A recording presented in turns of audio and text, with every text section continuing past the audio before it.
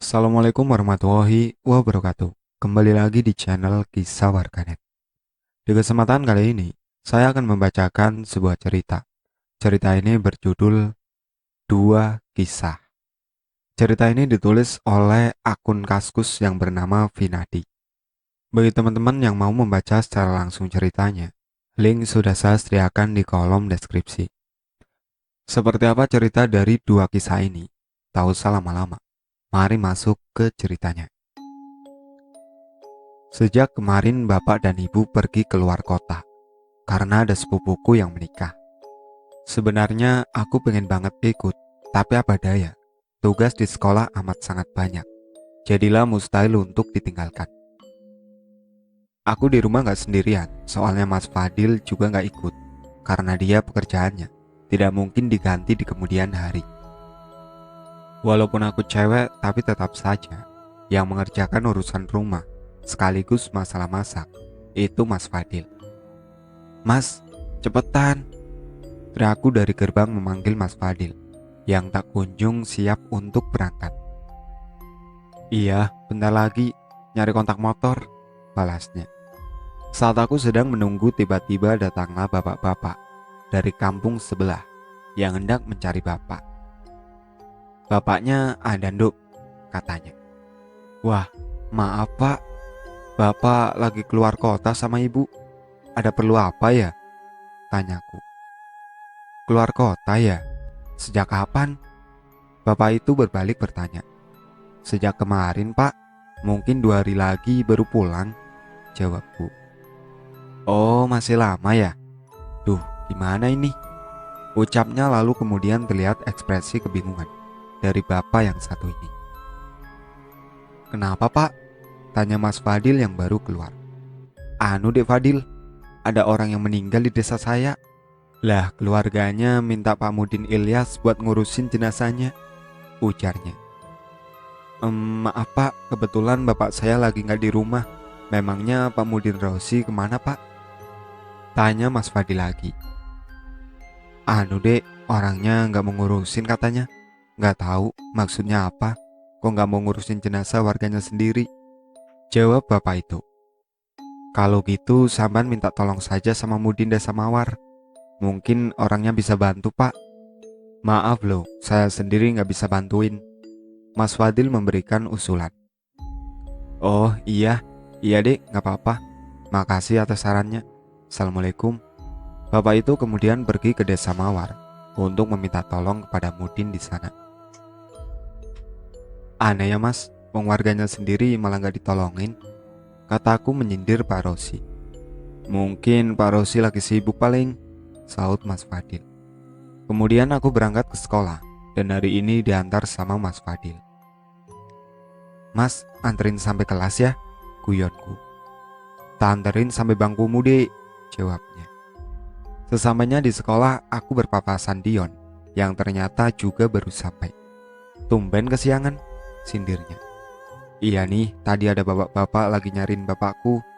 Karena ngobrol jadinya kesiangan, makanya minta Mas Fadil anterin sampai sekolah, beberku. Udah sarapan belum? Tanya Dion. Udah dong, jawabku dengan nada khas Purnomo di tukang ojek pengkolan. Lah, katanya di rumah cuma berdua sama masmu, kata Dion. Iya, Mas Fadil yang masakin, balasku. Terus kamu bisa masak? Tanyanya lagi. Enggak, jawabku sambil cengengesan. Ya Allah, cewek macam apa kamu ini Rin? Ejeknya lalu kita masuk ke kelas, karena emang sekelas. Saat istirahat Dion mengajakku dan Herni ke kantin. Katanya dia mau traktir. Tadi malam aku gak sengaja masuk ke ruang kepala sekolah, kata Dion. Ngapain? Tanya Herni. Ya penasaran aja, kata anak-anak di sana angker, jawab Dion. Emang bener sih, aku pernah kesana sekali, pas waktu makrab dulu. Kan disuruh sama Bang Rian ambil mineral gelasan sedus di samping ruang kapsek.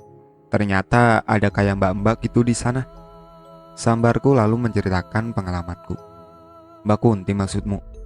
Saut Herni dengan ketakutan. Ya sebangsa itulah. jawabku. Mbaknya pakai kayak kebaya kan? Tanya Dion memastikan. Warna hijau, jawabku menambahi pertanyaan Dion. Berarti bener, dia ada di situ. Gak cuma aku saja yang lihat, ucap Dion. Gitu-gitu nyeremin tahu, kataku. Oh alah, yang kata anak-anak bekas selingkuhannya Pak Yudis yang dipecat dari sini itu kan? Sambar Herni teringat ucapan anak-anak dulu. Creepy sih kalau ingat kejadian itu. Ih, kataku sambil bergidik mengingat kejadian itu. Wah iya, lebih parah dari video di deep web, sahut Dion. Kalian apaan sih malah ngomongin kejadian itu? Celetuk Herni sembari menutupi kedua telinganya agar tidak mendengar nostalgia menyeramkan itu. Tak lama kemudian datanglah Bang Rian yang bergabung dengan kita. Di sekolahku guru makan di kantin bareng muridnya. Udah biasa, malahan bisa jadi berkah. Soalnya kalau mereka yang gak pelit, pasti traktir muridnya yang kebetulan satu meja dengan mereka. Bang, gak ada niatan gitu buat traktir kita? Guyonku memancing kedermawanan Bang Rian. Boleh, jawabnya sambil tersenyum. Ya iyalah boleh, wong Serin yang minta tadi. Coba kalau aku, pasti disuruh push up 100 kali. Celetuk Dion yang membuat kami tertawa. Eits, gak boleh gitu, nanti saya copot jabatanmu, ancam Bang Rian. Oh sorry bang, sorry, keceplosan, sahut Dion. Kembaranmu mana Her? Tanya Bang Rian pada Herni. Gak masuk bang, bangunnya kesiangan tadi dia, jawab Herni. Oh pasti gara-gara tadi malam saya minta kesini, kata Bang Rian. Oh iya, Bang Rian ini pelatih paskibra yang merangkap jadi guru olahraga. Sebenarnya pas waktu efektif sekolah kini kita manggilnya Pak Rian, tapi karena udah kebiasaan jadi manggilnya Bang. Sawanan mungkin bang, celetuk Dion. Sawan kenapa? Balas Bang Rian. Kan tadi malam aku sama Herman ngeliat Mbak Kunti di ruang kepala sekolah, ujar Dion. Oh, yang itu. Saya udah berkali-kali, tapi biasa aja, gak nyeremin soalnya, kata Bang Rian so berani, padahal aku pernah lihat dia lari pas lewat sana. Aku dan Herni hanya ketawa ngakak mendengar omongan Bang Rian. Kenapa ketahuan Rin? Her, ucap Bang Rian. Gak apa-apa bang, kataku memberhentikan tawa dan memegangi pipiku yang mulai sakit. Assalamualaikum, ucapku saat memasuki rumah. Waalaikumsalam, kok baru pulang dek? Jawab Mas Fadil. Iya mas, angkotnya lemot banget tadi, kataku. Tadi pelatihmu paskibra nelpon ke nomornya mas, soalnya dia nelponin sampean, tapi gak bisa, kata Mas Fadil. Ya iyalah, wong HP-nya tak tinggal di rumah. Emangnya Bang Rian bilang apa mas? Tanyaku. Katanya sampean gak ikut latihan, malah kabur. Makanya dia nanya sampean udah nyampe rumah apa belum gitu. Sampean kok gak bawa HP aja sih ke sekolahan? Kata Mas Fadil. Kan udah aturannya mas, gak boleh bawa HP. Lagian juga kalau boleh bawa, siapa juga yang SMS? Palingan Muhammad Ron, balasku yang disambut tawa Mas Fadil. Dek, udah sholat belum? Tanya Mas Fadil. Belum mas, jawabku sambil nyengir. Sholat dulu, nanti ke pasar beli lauk, katanya. Aku pun segera bergegas ke kamar mandi. Tapi ketika aku masih di dapur, terdengar suara seperti orang yang sedang mandi. Mas, di kamar mandi ada siapa? Aku berteriak. Siapa? Gak ada siapa-siapa dek, balasnya. Kok? Ucapku sambil terus mencari sumber suara itu. Mas Fadil menghampiriku. Kenapa sih? Dengar gak suara orang mandi? Kataku meminta Mas Fadil mendengar suara aneh itu. Iya, tapi di kamar mandi gak ada siapa-siapa kok. Kamar mandinya Mas Wahyu juga gak deket sama rumah kita. Apalagi kamar mandinya Pak Ujang. Udahlah dek, anggap aja gak ada apa-apa. Bawa HP MP3-an buat karaoke, biar gak takut lagi. Tutur Mas Fadil lalu mengambil MP3 dari kamarnya dan diberikan padaku. Selepas maghrib, aku dan Mas Fadil bersiap untuk makan, karena memang sudah kebiasaan jam makannya habis maghrib. Dek, ambilin piring sama mangkok, sama sendok juga, pinta masku. Aku pun pergi ke rak piring untuk mengambil barang-barang itu. Nih mas besok makan apa? Kataku. Lihat besok aja, makanya bangun pagi, biar bisa bantuin mas masak, kata Mas Fadil. Makanya bangunin, balasku sambil tertawa. Aku berlari menuju dapur, dan ya, sebuah piring sudah tergeletak di lantai, dengan bentuknya yang sudah tak karuan. Jangan ke sana, lanjutin aja makan sampean, biar mas yang bersihin, kata Mas Fadil lalu ia mengambil sapu dan cetok atau pengki. Kemudian membersihkan itu sampai tak ada yang tersisa, biar tidak melukai kaki. Tikus dari mana ini? Nyusahin aja, gerutu Mas Fadil. Tikusnya minta makan kali mas, makanya ngambil piring tapi jatuh gara-gara grogi ketemu aku. Guyonku agar suasana kembali normal. Malam ini aku meminta emak untuk tidur di rumah, karena seharian ini aku berurusan dengan hal-hal yang berbau horor. Karena emak itu ratunya TV, alias hobi banget liatin TV. Aku jadi ketiduran di depan TV, sedangkan emak masih asik lihat acara dangdut. Seingatku aku bermimpi ada pria yang sangat ku kenal, yaitu Mas Radit. Mendatangiku lalu ia terlihat kecewa dengan kata-kata yang sangat membingungkan bagiku, yaitu, setidaknya perlakukan saya seperti orang lain. Saya juga ingin didoakan. Karena bermimpi seperti itu, aku langsung kaget dan terbangun dari tidurku. Sampai-sampai mak juga kaget. Kenapa, Nduk? Tanya mak. Gak apa-apa mak, biasa mimpi aneh, soalnya belum baca doa. Jawabku dengan ngos-ngosan seperti habis lari muter lapangan. Mak, kalau sampean mau tidur di kamar aja ya, aku takut soalnya, lanjutku. Iya Nduk, sampean tidur saja dulu sana, kata emak. Karena udah kebiasaan kalau kebangun pasti susah untuk tidur kembali, akhirnya aku memilih untuk bermain laptop milik Mas Fadil, sembari nonton film milik salah satu komika yang sempat tipu. Gak kerasa sudah masuk tengah malam, karena saking asiknya nonton film. Terdengar seperti suara orang mengetuk pintu, padahal seperti biasa, gerbang sudah kukunci setelah pukul 9 tadi. Mas Fadil hendak membuka pintu itu, tapi aku melarangnya, karena hal ini sering terjadi. Gak usah dibuka mas, intip aja lewat jendela, kataku. Mas Fadil pun nurut dan mengintipnya lewat jendela. Dan yang didapati adalah sosok. Mas Fadil melihat sosok yang sudah seperti biasa, yaitu songgok guling putih berwajah angker. Ya Allah, ucapnya yang kaget karena tidak pernah mendapati kejadian seperti ini. Ada apa mas? Ejekku menahan tawa. Gak usah ketawa, ayo cepetan tidur. Emangnya besok gak sekolah? Aku langsung menuju kamarku ketika Mas Fadil menyuruhku untuk segera tidur. Di sekolah, waktu itu aku dan teman sekelasku baru saja selesai melaksanakan sholat duha, lalu hendak menuju kantin. Zahrin, panggil Bang Rian. Aku pun menghampiri Bang Rian ke depan ruang guru bersama Herni. Kalau dilihat dari raut wajahnya di kejauhan nampaknya Bang Rian akan memarahiku karena aku kabur kemarin. Di sepanjang langkah aku berusaha membuat alasan agar tidak kena marah. Ada apa bang? Tanya aku sedikit takut.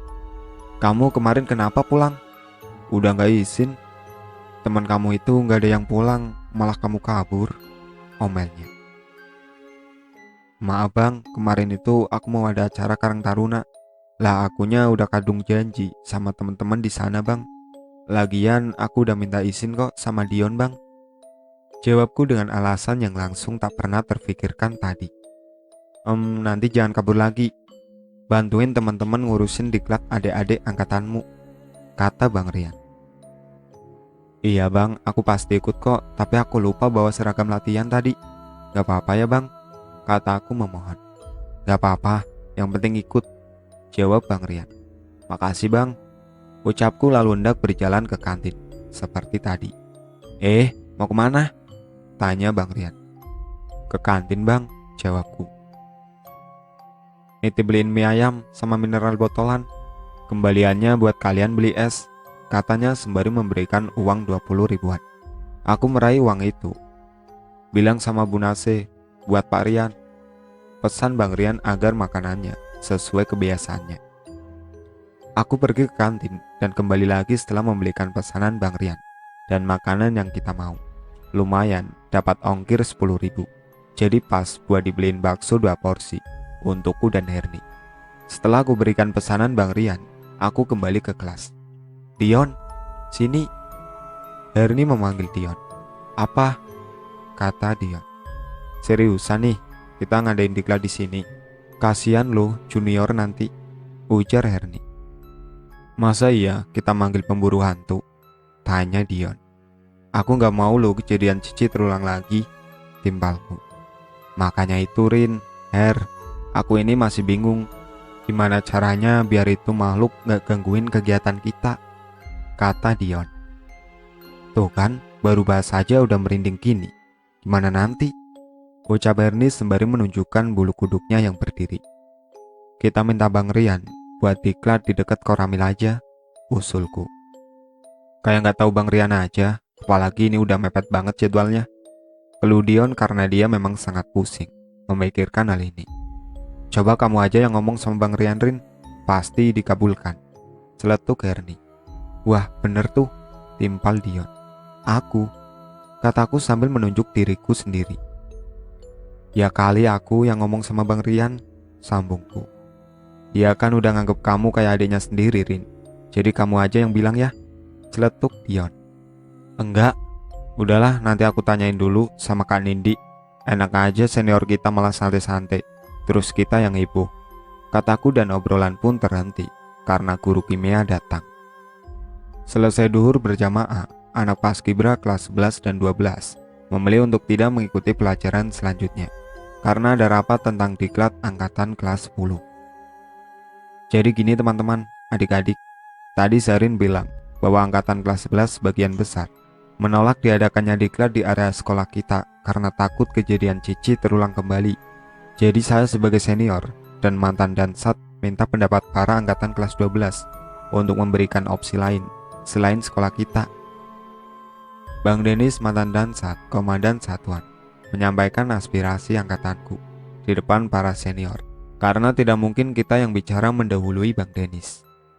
Kak Nindi berjalan ke depan menyampaikan pendapatnya.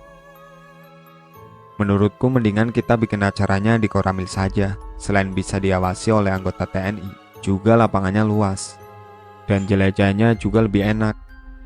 Dan yang paling penting gak ada Mbak Kuntinya, celetuk Dion yang disambut tepuk tangan anak-anak yang ada di sana. Jam 8 malam, bibiku bercerita tentang kasus bunuh diri di desa sebelah. Kasihan aku lihat istrinya Radit, gara-gara salah paham sekarang dia jadi janda, ucap Bibi Yuli. Loh, emangnya Mas Radit bunuh diri, Bi? Kenapa gitu bunuh diri? Kataku. Kabar-kabarnya istrinya minta cerai, padahal itu cuma gebrakan aja, biar Radit mau suaminya itu kerja yang bener. Sekarang jadi janda beneran, ujar Bi Yuli. Tapi kasihan juga si Radit, gara-gara Mudin Rosi gak mau ngurusin jenazahnya, lanjutnya.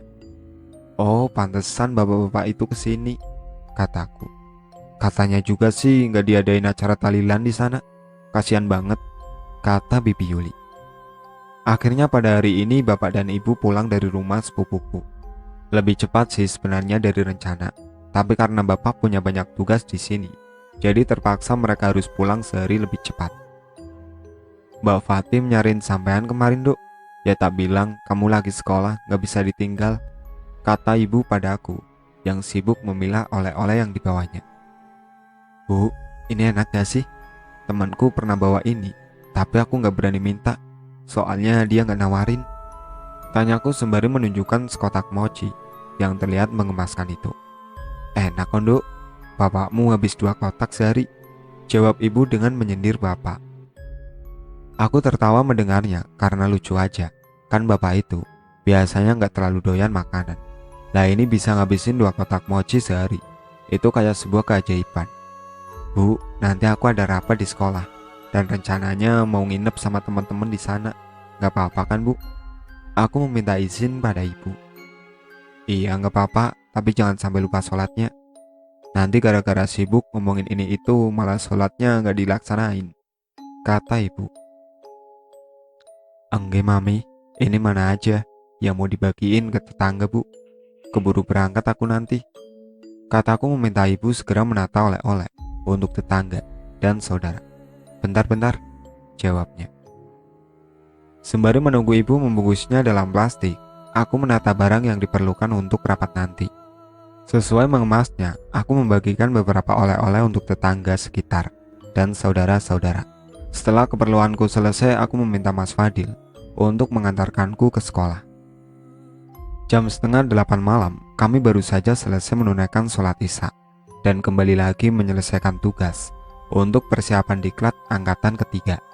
Sebenarnya Dion mengajakku pergi bersama beberapa teman ke Koramil, tapi Farida memintaku agar tetap tinggal di sekolah, membantunya mengerjakan proposal dengan Pandu.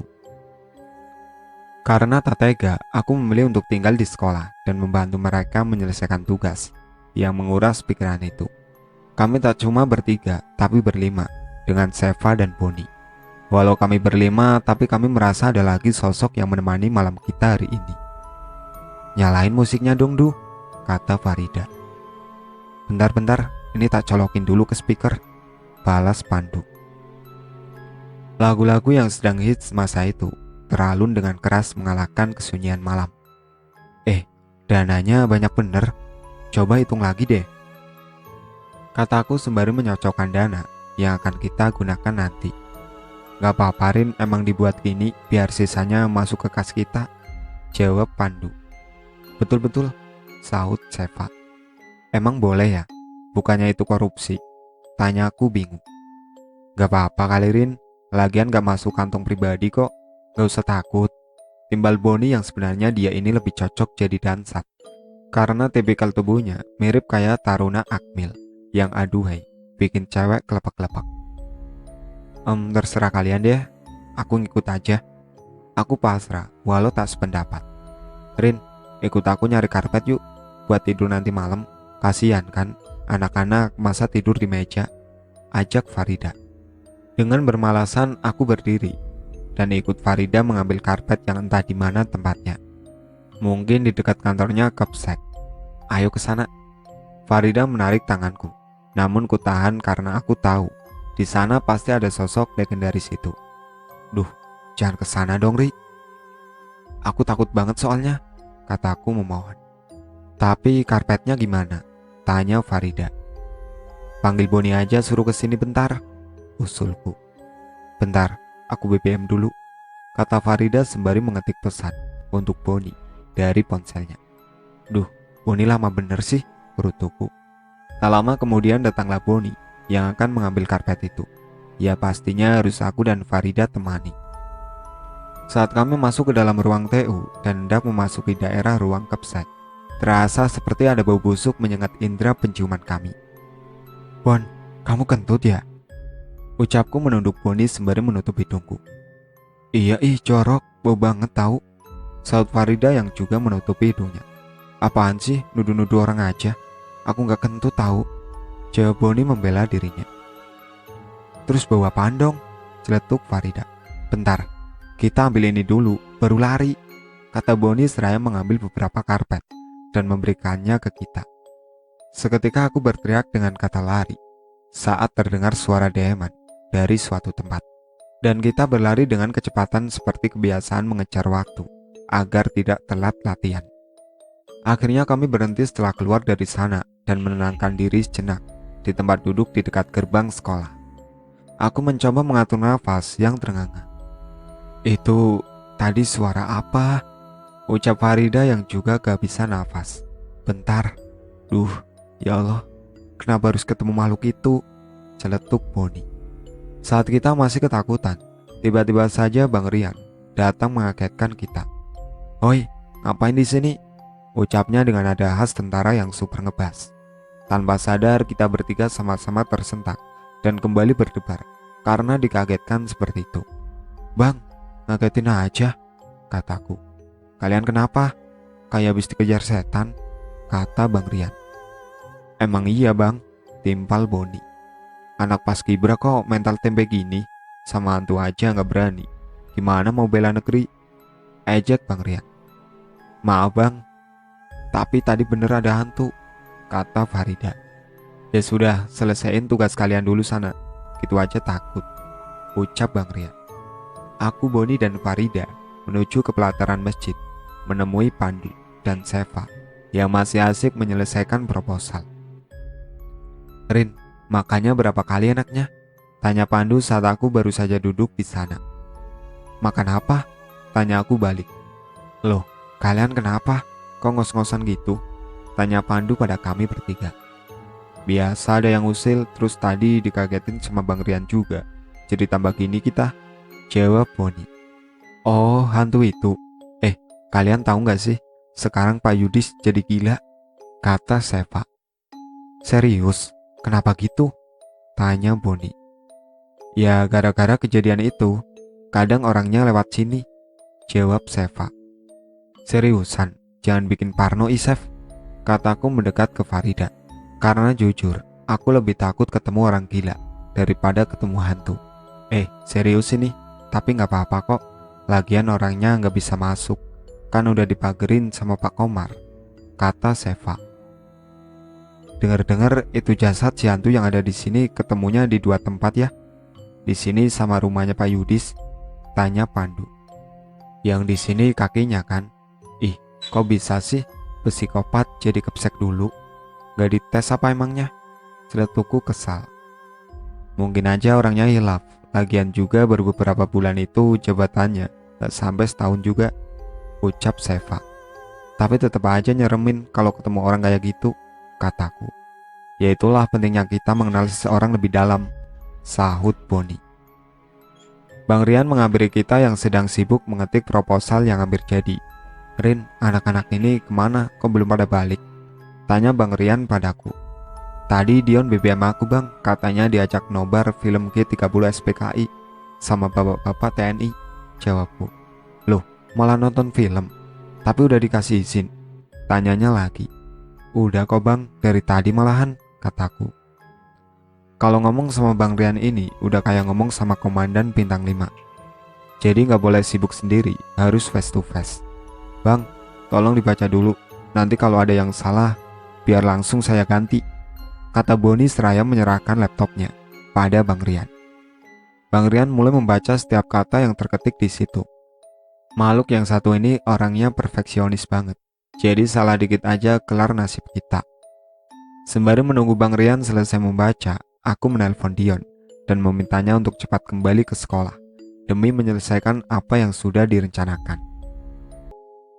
Setelah 1 jam menunggu, datanglah segerombolan teman-teman dari Koramil. Tentunya mereka membawa beberapa bungkus nasi untuk makan malam kami. Datang juga akhirnya, ucap Bang Rian. Maaf bang, kalau lama, soalnya kami gak berani nolak untuk nonton film G30 SPKI, kata Dion. Gak apa-apa. Oh iya, bagiin nasinya sama teman-teman yang lain, kata Bang Rian. Setelah makan kami melanjutkan rapat, walau larut malam tiba. Tapi tak satu pun dari kami beranjak meniti lelap. Malah obrolan malam ini terasa makin serius ketika kita membahas kejadian setahun yang lalu. Itu pas kita jadi murid baru di sini. Serem kalau diingat, tapi susah kalau dilupain, kata Rani. Temenku seangkatan itu banyak, jadi jangan bingung kalau percakapannya dari orang yang berbeda. Tapi aku mikirnya malah gokil sih. Gini loh maksudnya, kok bisa ya Pak Yudis menyimpan rahasia segede itu dalam jangka waktu yang cukup lama, sahut Boni. Gak lama juga sih Bon, cuma beberapa bulan aja, celetuk Herman. Tapi tetep aja gitu gokil. Ada potongan mayat di sekolahan ini, tapi waktu itu kita gak ada yang sadar, tutur Boni. Iya juga sih, ngeri. Apalagi pas kakinya dibawa sama petugas. Sampai lemes aku pas liatnya, kata Herni. Kamu mah lihat semut kepencet aja udah lemes, Her. Apalagi lihat gituan, ejek Dion yang langsung dicubit oleh Herni. Ada yang tahu gak sih asal muasal dari kejadian itu? Tanya Dela. Aku mau cerita tapi takutnya Bang Rian denger. Tahu sendiri kan orang itu kayak gimana. Kita ngobrol kayak gini aja sebenarnya orangnya pengen marah, tapi kelihatannya masih ditahan, kata Seva. Udah cerita aja biar kita nggak penasaran lagi. Ntar aku yang tanggung jawab deh, bujuk Dion. Besok deh kalau Bang Rian udah pulang, kata Seva. Ya, penonton kecewa nih. Celetuk Pandu yang serentak membangkitkan suara tawa dari semua makhluk yang ada di situ. Sekitar pukul 1:30 dini hari, satu persatu dari kami berpamitan untuk tidur, termasuk aku yang entah kenapa terasa kantukku malam ini tak bisa diajak kompromi. Rin, kamu yang di sini ya? Pinta Diana agar aku mau tidur di pojok. Karena udah super duper ngantuk, aku mengiyakan saja permintaan Diana itu. Tapi malam itu kurasa aku tidak benar-benar tidur di pojok kelas, karena di sebelah kiriku bukan seperti tembok, tapi sosok yang entah itu bagaimana bentuknya. Walau bagaimanapun bulu kuduku merinding, tetap tak mampu melawan kantukku yang begitu hebat, sehingga kuhiraukan saja gangguan itu. Rin, bangun, sholat subuh. Terdengar riuh suara gadis-gadis seusiaku, yang ternyata dari tadi mencoba membangunkanku. Farida menggoyang-goyangkan kepalaku agar aku bangun, dan Erni menepuk-nepuk kakiku agar aku terbangun juga. Tapi anehnya aku tidak mampu melawan kantuk ini, terasa seperti kesirep atau bahasa gaulnya terhipnotis. Pernah gak sih kalian pengen banget bangun dari tidur, tapi seolah kalian sedang bernegosiasi untuk terus hidup, tapi di satu sisi rohmu ingin terus melayang? Lah, ini yang aku rasakan saat itu. Zahrin, ih, kamu kenapa? Jangan nakutin gini. Elah, nyeselin banget bocah satu ini, ucap Farida yang kini mulai menepuk pipiku secara bergantian. Walau sudah banyak cipratan air yang mengenai wajahku, tetap saja aku masih larut dalam lelap. Biasanya aku tidak seperti itu. Meskipun sering tidur larut, tapi ketika suara dari lagu Gus Dur menjelang subuh menggema, selalu membuatku terbangun. Dan itu pasti, walau aku berhalangan untuk sholat. Karena aku tak kunjung bangun, Diana memanggil Bang Nurus untuk membantu teman-teman membangunkanku. Bang Nurus ini bapaknya seprofesi dengan bapakku. Jadi untuk masalah seperti ini, dia sudah katam. Ya Allah, beneran di sini ternyata, ucapnya saat masuk ke dalam kelas yang ditempati cewek-cewek tidur. Mas Nurus hanya memencet 2 jempol kakiku selama 5 menit dan langsung saja aku terbangun. Bukan karena terasa sakit, justru menurutku seperti ada suara kagetan saat aku melamun. Jadi pas aku bangun itu, kata teman-teman, kayak rohku seolah dijatuhkan dari langit. Langsung kaget semua. Alhamdulillah bisa bangun juga, ucap Herni. Ya ampun Sarin, kamu bikin kita panik tahu, kata Diana yang ternyata merasa bersalah karena meminta aku tidur di pojok. Di situ aku masih linglung dan tidak paham dengan apa yang mereka katakan. Sepertinya Sarin masih mengumpulkan nyawa, celetuk Seva. Rin, ayo sholat. Ayo biar balik lagi. Ayo. Bantuin ini, kata Bang Nurus yang menepuk-nepuk pipiku karena aku malah melamun. Herni menuntunku ke masjid dan membantuku untuk menyalakan keran air wudhu. Sekeras apapun usaha setan menggoda manusia, pasti bakal roboh kalau air wudhu sudah menempel pada tubuh. Bukan karena kedinginan, tapi ketika air itu mulai mengenai wajahku, aku kembali menjadi normal dan pandanganku tidak kosong lagi. Ini bukan melebih-lebihkan, tapi memang kenyataannya seperti itu. Setelah olahraga pagi, aku dan Herni duduk di pelataran masjid sembari menunggu teman-teman selesai mandi. Bang Rian mana? Tanyaku pada Herni seraya celengukan mencari bapaknya anak-anak paskib itu. Lagi pesen makanan tadi kalau nggak salah. Kamu tadi kenapa sih? Bikin panik tahu nggak? Kata Herni. Aku? Tadi? Kenapa emang? Aku berbalik tanya. Ya ampun, masa kamu lupa sih Rin? Tadi lo pas subuh, kata Herni. Oh, perasaan tadi aku udah bangun terus jalan ke masjid loh. Ternyata aku masih tidur. Aneh kan? Tapi udah biasa sih kayak gitu. Cuma ini aja yang paling aneh, jawabku menceritakan kejadian tadi.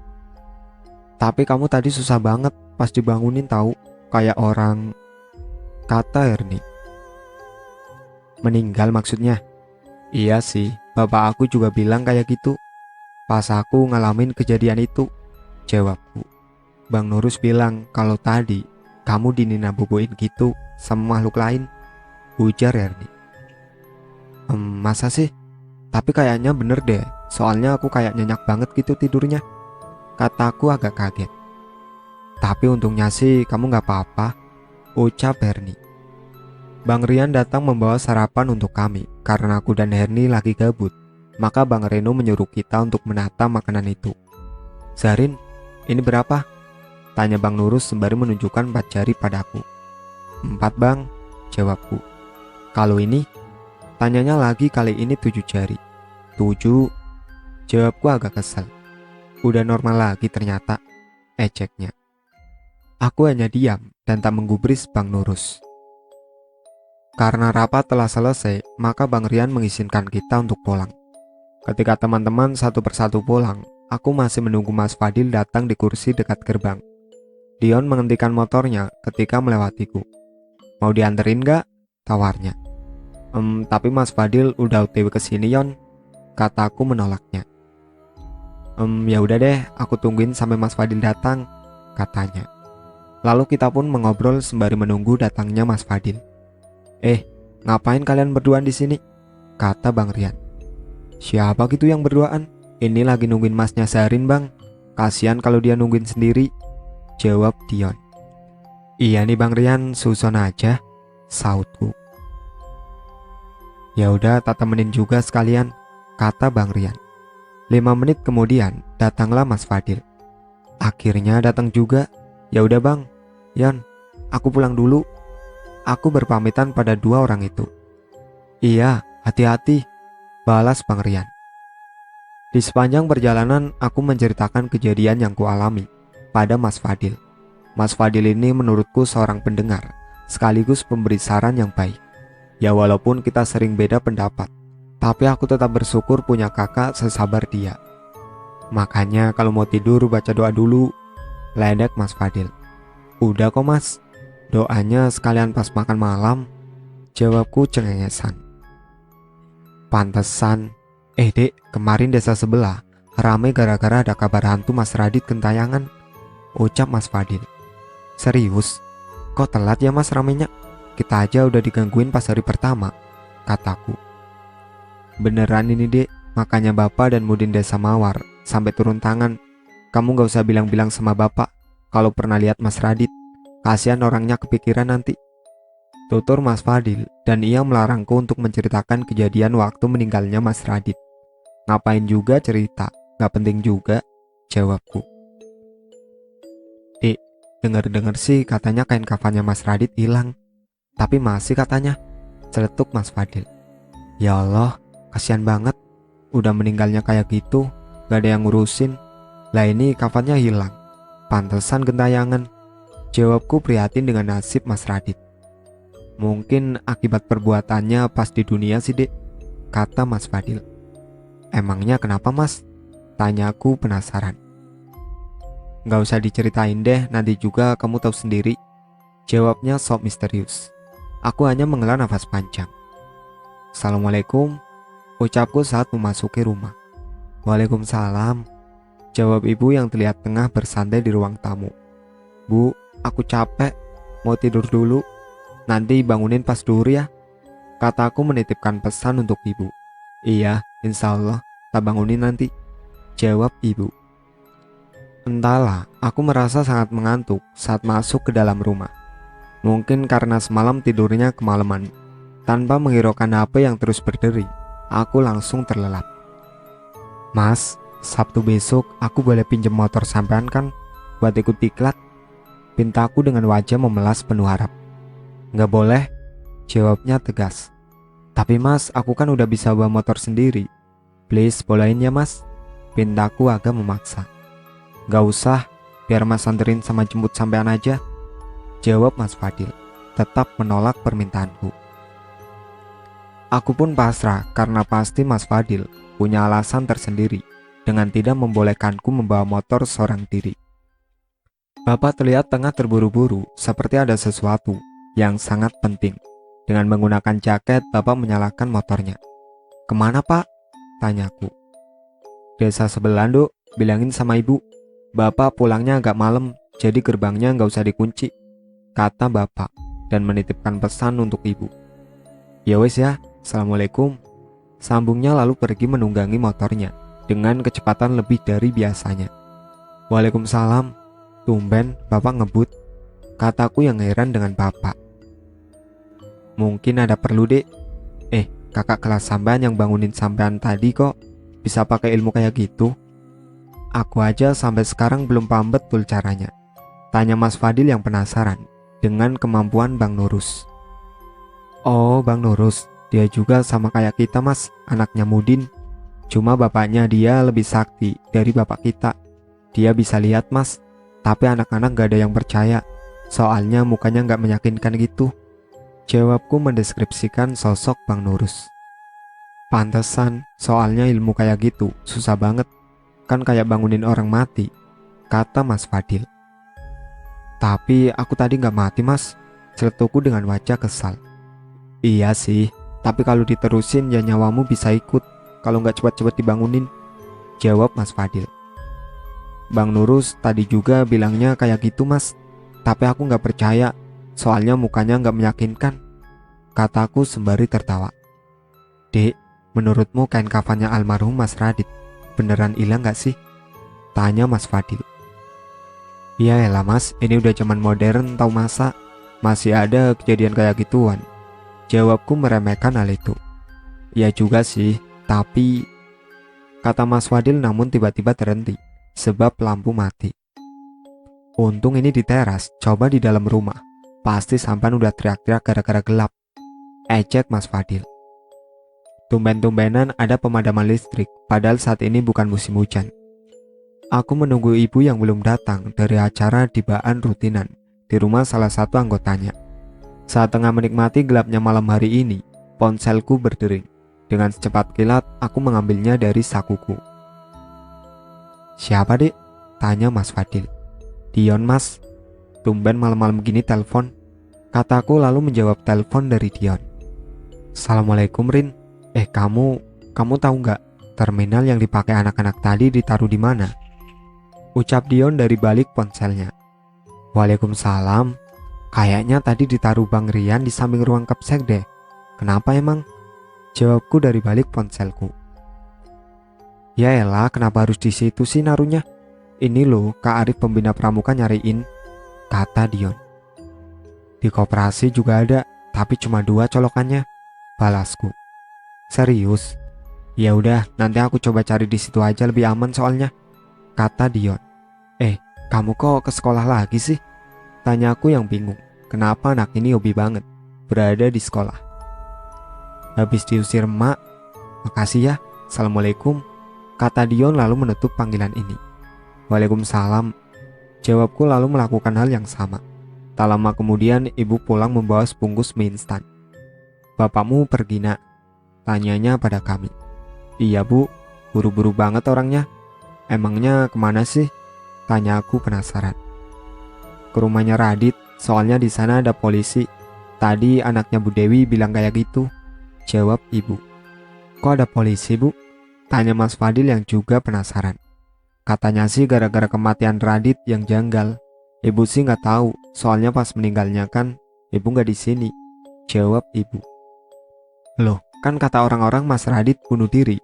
Lagian juga katanya langsung dikuburin jenazahnya. Kok bisa tahu kalau kematian Mas Radit itu janggal bu? Kata Mas Fadil. Ibu juga nggak tahu leh. Coba nanti sampean tanya sama bapak kalau pulang, jawab ibu lalu masuk ke dalam rumah untuk sholat isya. Ibu ini orangnya pemberani banget, beda sama aku. Makanya aku sempat mikir, apa aku ini anak pungut ya? Soalnya sifatku beda banget sama sifat kedua orang tuaku, terutama dalam bidang agama.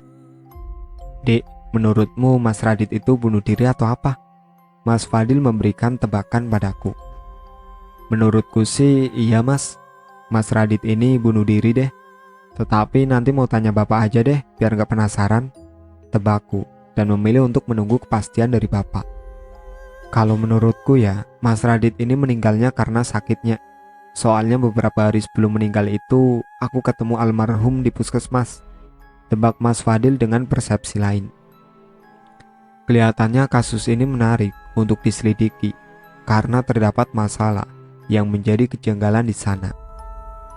Pagi ini aku tidak melihat Bapak. Biasanya beliau berangkat ke masjid ketika aku sudah bangun. Tapi ini motornya juga nggak ada. Bapak udah ke masjid ya, Bu? Tanya aku ketika hendak mengambil wudhu. Bapak ndak pulang, Duk? Sama Pak Doni juga?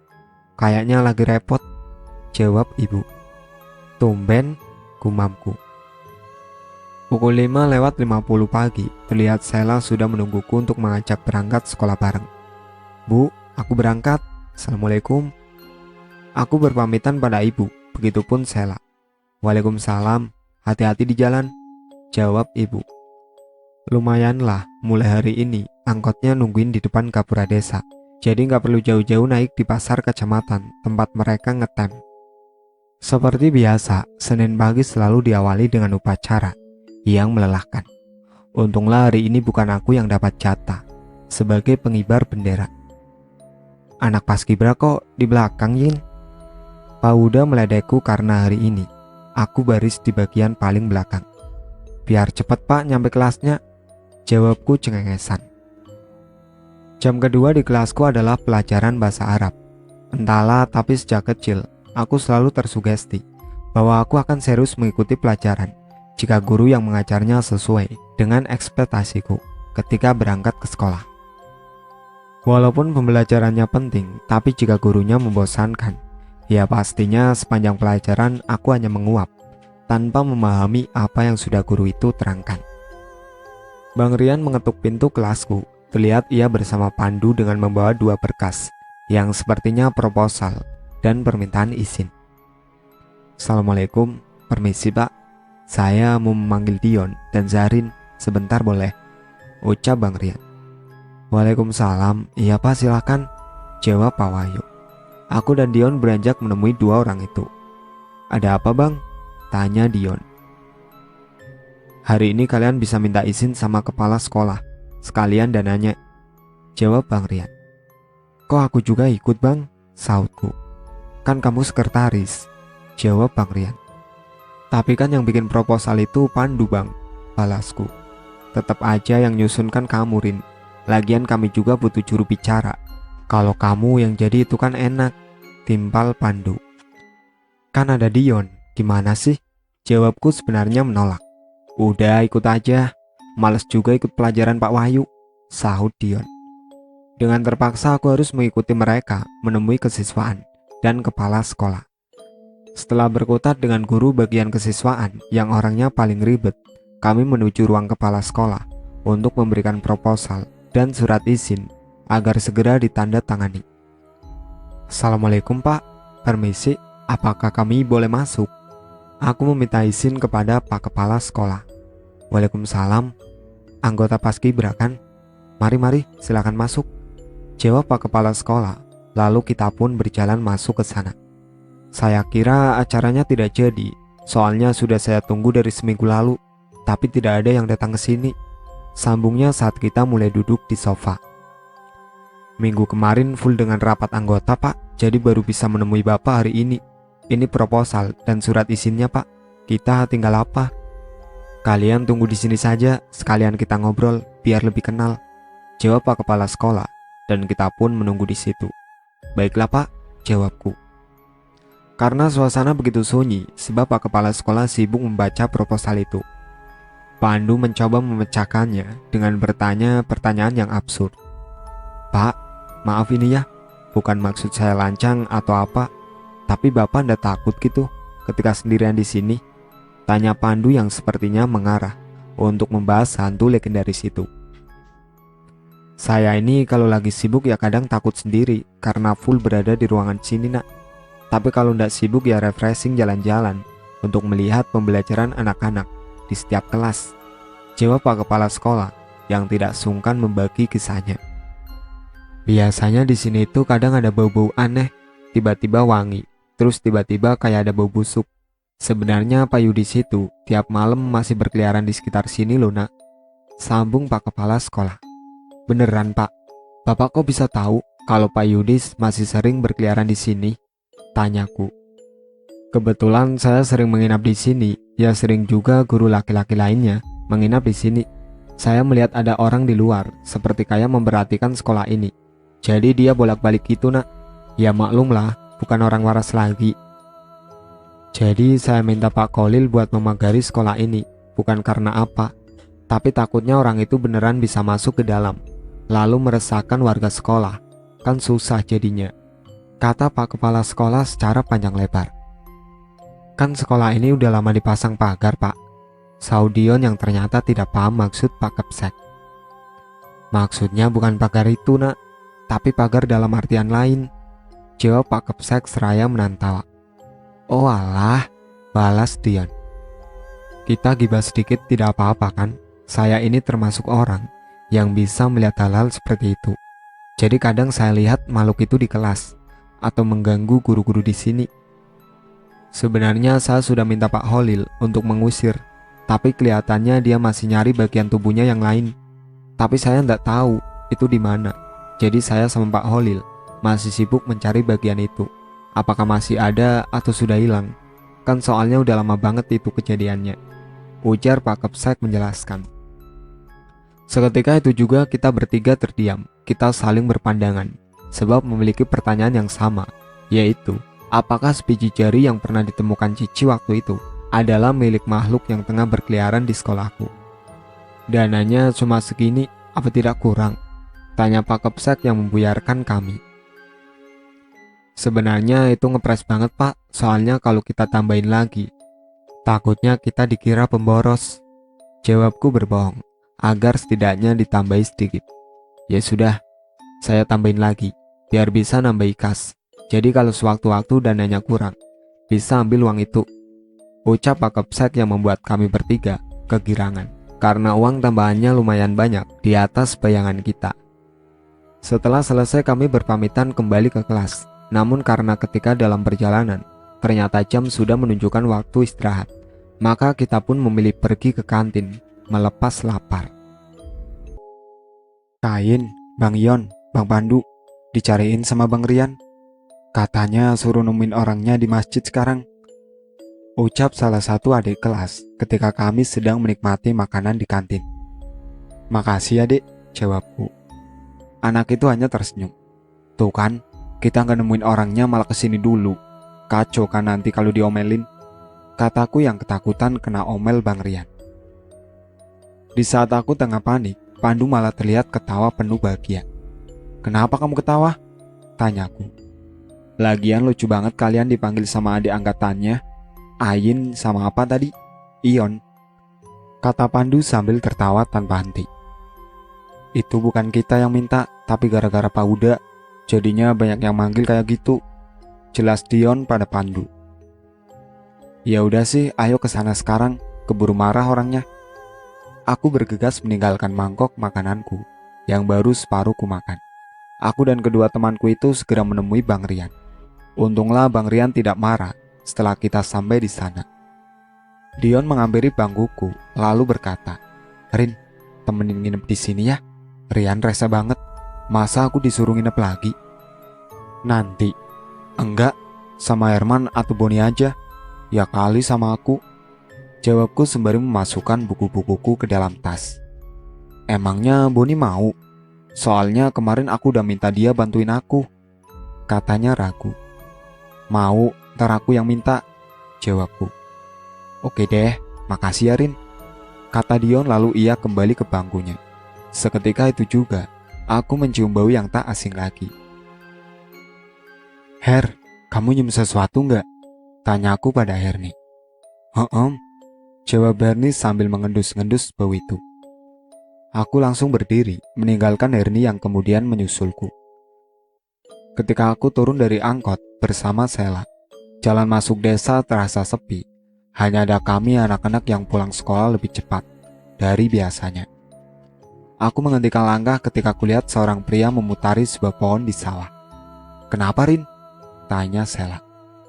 Itu siapa? Kataku sembari menunjuk pria itu. Sela memusatkan pandangannya ke tempat yang kutunjuk. Kita jalan aja kayak biasa sambil ngelirik itu siapa, kata Sela. Lalu aku dan Sela kembali berjalan. Dan ketika tepat melewati itu, aku melirik pelan untuk memastikan siapa dia.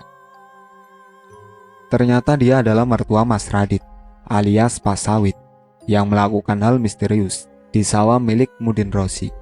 Mudin Rosi ini sawahnya ada di mana-mana. Setelah beberapa meter kita menjauh dari tempat itu, aku membahas apa yang sedang dilakukan oleh Pak Sawit di sana. Ngapain ya Pak Sawit? Tanyaku penasaran. Gak tahu Rin, tapi aneh deh. Kemarin pas Mas Radit selesai dikubur, dia dan keluarganya langsung pergi gitu dari rumah itu. Katanya biar gak digangguin hantu Mas Radit, makanya gak diadain tahlilan di sana. Tapi sekarang kok ada di sini sih?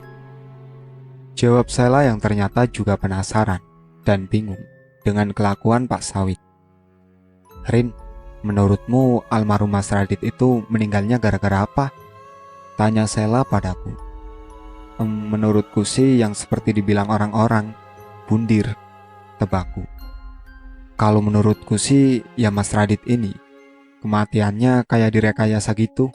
Jadi dia ini seolah-olah bundir, tapi sebenarnya dia itu dibunuh sama orang lain, kata Sela dengan opininya. Bisa jadi tuh, tapi suzon kayak gini tuh dosa gak sih? Kataku. Ya enggak lah, aku heran deh sama kamu Rin. Anaknya Pak Mudin, tapi tetep aja lemot kalau urusan agama, ejek Sela. Makanya itu Sel, aku sedih banget. Kenapa aku bisa kayak gini? Bentar. Menurutmu mungkin gak sih kematiannya Mas Adit ada hubungannya sama Pak Sawit?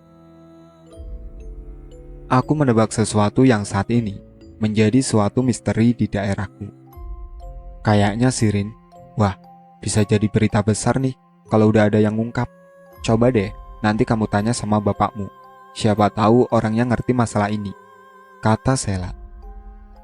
Tapi yang tadi jangan bilang ke orang-orang dulu, takutnya jadi fitnah. Kataku meminta Sela untuk merahasiakan apa yang kita lihat tadi. Siap, jawabnya. Lalu kami kembali berjalan dan membahas cerita lain sampai kita saling berpamitan ketika sudah sampai rumah masing-masing. Assalamualaikum. Aku melepaskan sepatu lalu berlari ke dalam rumah. Waalaikumsalam. Loh, kok sudah pulang Dok? Kata ibu yang kemudian mengikutiku. Iya Bu, tadi gurunya rapat, jadi pulangnya cepet, jawabku sembari memencet remote TV tepat di saluran favoritku. Boya ganti baju dulu baru lihat TV. Dapat angkotnya gampang tadi, tanya ibuku sembari meletakkan tasku ke dalam kamar. Anak MTS juga pulang Bu, jadi angkotnya nggak pakai ngetem, jawabku yang serius menonton acara yang selalu kutonton ketika sekolahku libur atau aku pulang lebih cepat dari biasanya. Cawedok zaman sekarang makin aneh-aneh aja tingkahnya, sindir ibu, namun tak kupedulikan karena aku baper melihat Upin Ipin tengah bersedih sebab Ciku Jasmine hendak pergi sambung belajar di Kuala Lumpur. Mas, sampean tahu nggak? Tanyaku dengan penuh semangat. Apaan? Mas Fadil bertanya balik. Tadi aku lihat Pak Sawit di sawahnya Mudin Rosi, kataku dengan penuh antusias. Oh, Mas Fadil hanya membentuk huruf O pada mulutnya. Kok cuma O sih Mas? Kataku yang kecewa dengan reaksi Mas Fadil. Lah terus, Mas kudu piye? Tanya Mas Fadil. Tanya kek, ngapain orangnya ada di situ atau apa? Kataku. Mas sudah tahu dek, jadi nggak usah nanya lagi sama sampean. Balasnya yang membuatku kaget. Memangnya sampean tahu maksudku apaan? Tanyaku menentang. Pak Sawit muterin pohon di sawah Mudin Rosi kan? Sampean mau cerita tentang itu kan? Mas sudah tahu masalah itu? Tuturnya yang membuatku melakukan hal yang sama seperti yang ia lakukan padaku tadi. Oh, responku. Mas, menurut sampean nih, Mas Radit meninggalnya karena apa? Aku meminta Mas Fadil untuk menebak pertanyaan yang akhir-akhir ini terukir dalam benakku. Gak usah menurut dek, kenyataannya Mas Radit itu meninggalnya gara-gara. Ucapan Mas Fadil terhenti karena bapak baru saja pulang dari masjid. Sudah sholat Isya Dok? Tanya bapak padaku. Sudah Pak, Mas Fadil yang belum, jawabku. Loh, kok belum sih, Le? Sholat dulu sana. Nanti dilanjutin lagi ngerjain tugasnya. Bapak kemudian menyuruh Mas Fadil untuk sholat dulu, dan Mas Fadil pun pergi untuk menunaikan kewajibannya. Tumben, Fadil kok jam segini belum sholat? Gumam Bapak. Orangnya saja baru pulang, Pak. Tadi aja langsung aku recokin. Kasihan dia, jawabku membela Mas Fadil. Tapi ya sebaiknya sholat dulu, biar tenang gitu loh, Nduk, kata Bapak. Aku masih setia menanti jawaban dari pertanyaanku tadi. Tapi Mas Fadil malah menundanya, karena ia terlihat sangat kelelahan usai lembur. Akhir-akhir ini banyaknya tugas, akibat pembuatan EKTP massal. Aku pun harus menelan kekecewaan, karena aku harus menunggu jawabannya esok hari. Setelah beberapa hari menunggu, ternyata Mas Fadil tetap sibuk, sehingga memaksaku untuk menunggu, sampai Mas Fadil punya waktu senggang untuk menceritakan misteri itu. Akhirnya tibalah hari yang sudah ditunggu-tunggu para anggota Paskibra di sekolahku, yaitu diklat angkatan ketiga, yaitu angkatan adik kelasku. Walaupun ekskul ini terbilang masih baru, tapi banyak juga peminatnya. Walau pada akhirnya satu persatu harus gugur, karena latihan yang hampir sama dengan militer. Rin, tolong temenin aku dong, pinta Dion dengan wajah memelasnya yang menjijikan. Temenin kemana? Tanyaku. Ke sekolah bentar, ambil keperluan di ruang OSIS. Tadi udah aku siapin tapi lupa bawa, jawabnya dengan ekspresi kebingungan. Jangan aku dong, Boni aja. Bon, kataku kemudian berteriak memanggil Boni. Boni terlihat melambaikan tangannya, tanda menolak panggilanku karena sedang sibuk. Cowok-cowok pada sibuk, kalau enggak ya udah aku ajak dari tadi. Ayo dong Rin, masa iya aku sendirian, katanya. Masa iya Kendelman jadi ciut nyali gini sih sekarang? Ya ampun. Ya udah deh ya, aku temenin, tapi bawa motornya jangan ngebut. Aku pun akhirnya bersedia mengantar Dion, walau sebenarnya aku juga takut, karena ini sudah malam, dan kabar tentang Pak Yudis juga membuatku parno. Kami memasuki gerbang sekolah. Terlihat di sana banyak anak-anak yang menghabiskan malam mingguannya di sekolah. Dion berlari mengambil barang itu, sedangkan aku menunggunya di bawah tiang bendera, ditemani beberapa anak yang kekurangan kebahagiaan dalam masa kecilnya, karena mereka saling berebut kelereng yang mereka mainkan. Woi, ada siapa tuh di depan? Teriak Caka sembari menunjuk sesuatu di depan gerbang. Itu Pak Yudis. Wah, gimana ini? Saut salah satu siswa yang aku lupa siapa dia. Aku gemetaran karena aku punya ketakutan tersendiri ketika bertemu dengan orang gila. Rin, gak usah takut. Caka mencoba menenangkanku. Erik mendekati Pak Yudis dan berusaha mengusirnya, tapi Pak Yudis malah tetap mematung di depan gerbang. Tuh kan, Dion mana sih? Ya Allah, aku takut banget. Ucapku lalu meringkuk di bawah tangga. Tenang Rin, Erik pasti bisa kok ngusir Pak Yudis, kata Caka.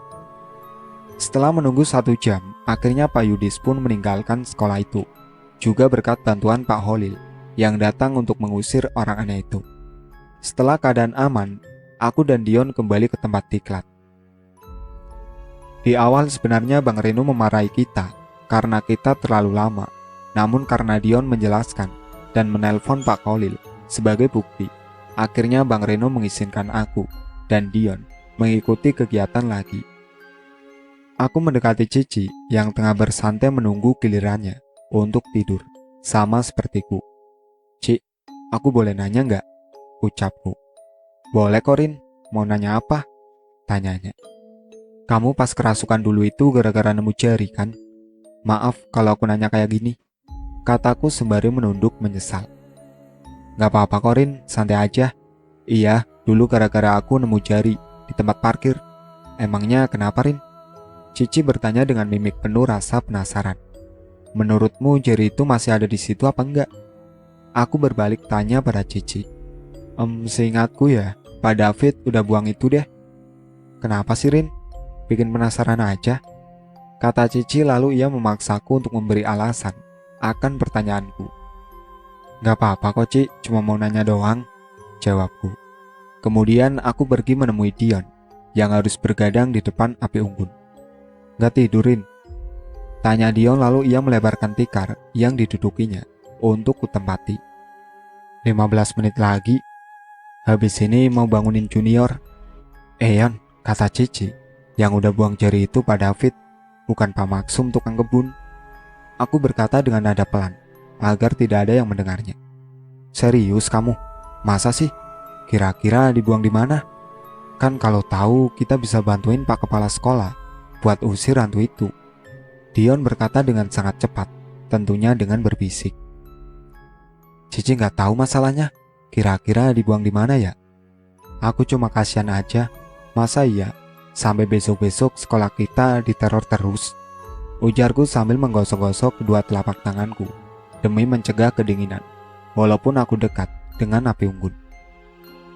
Dion menghela nafas, tampaknya ia juga penasaran di mana bagian tubuh itu dibuang, meski mustahil untuk menemukannya lagi karena sudah setahun yang lalu, dan pastinya ia sudah membusuk, bahkan rata dengan tanah.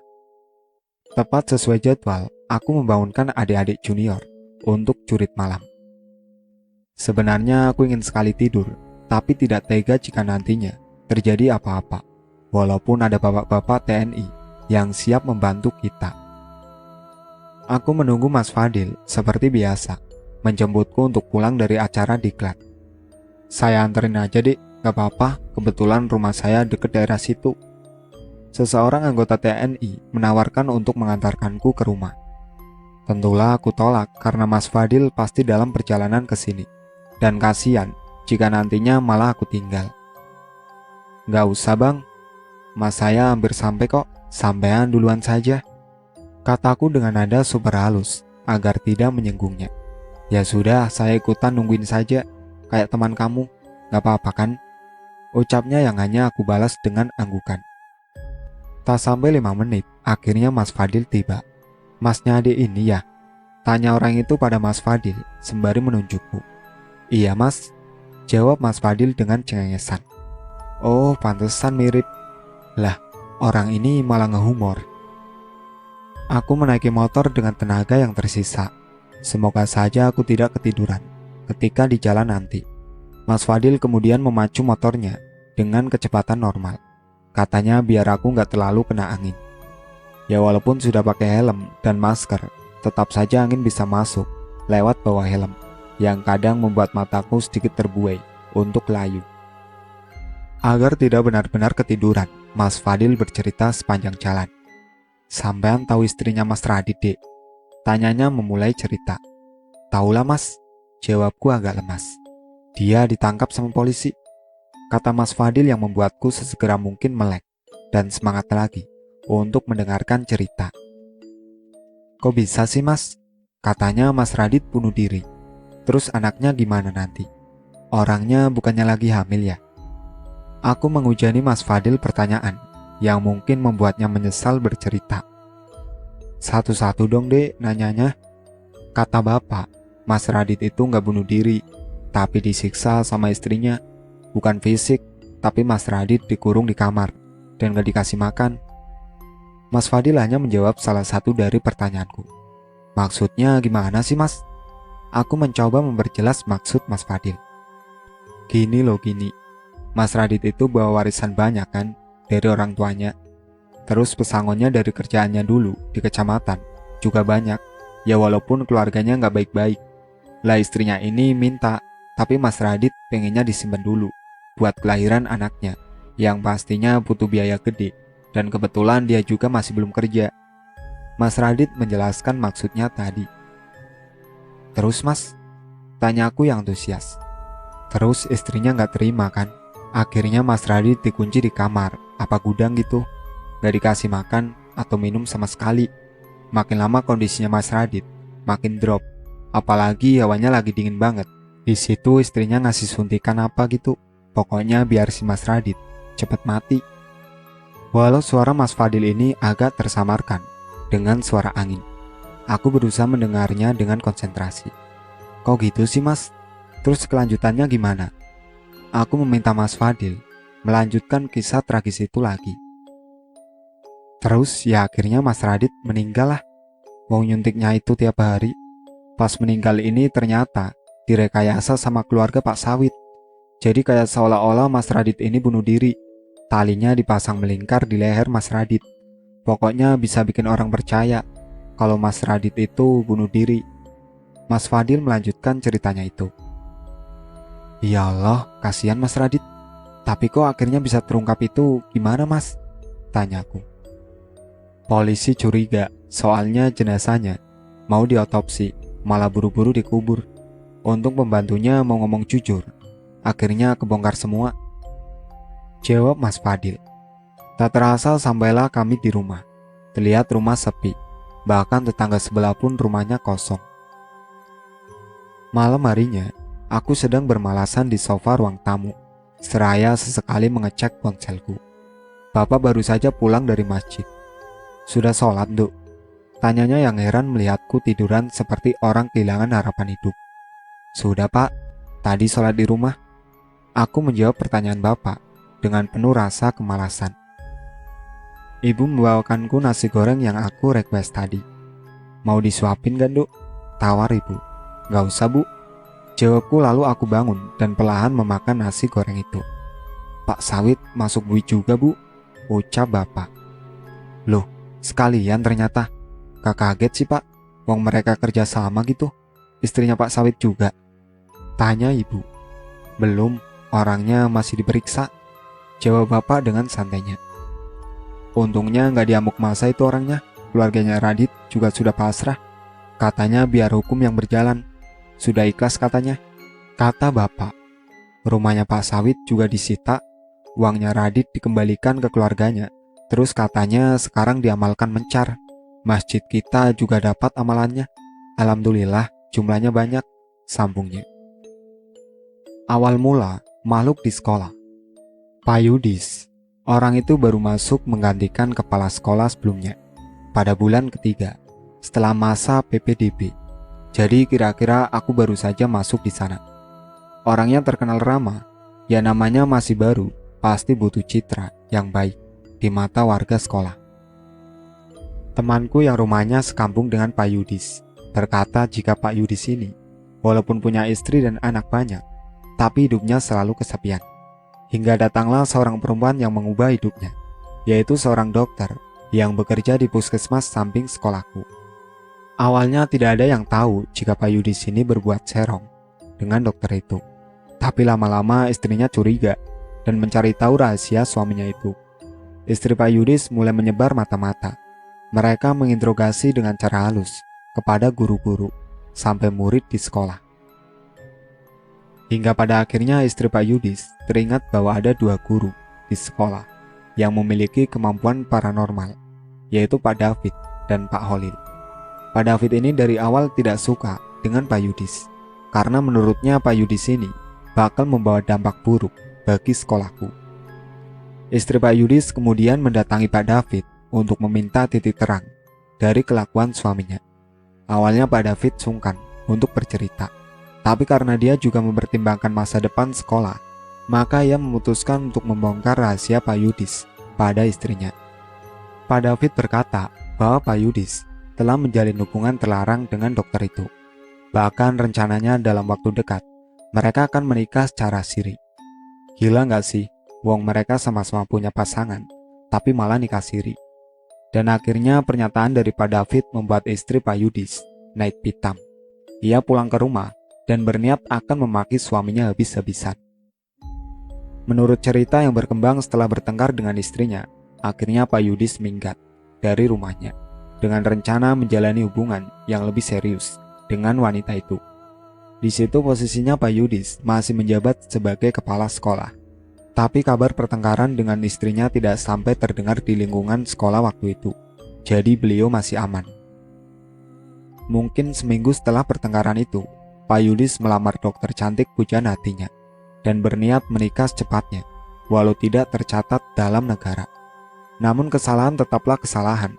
Suami dari dokter itu mengetahuinya dan berniat akan menghabisi Pak Yudis.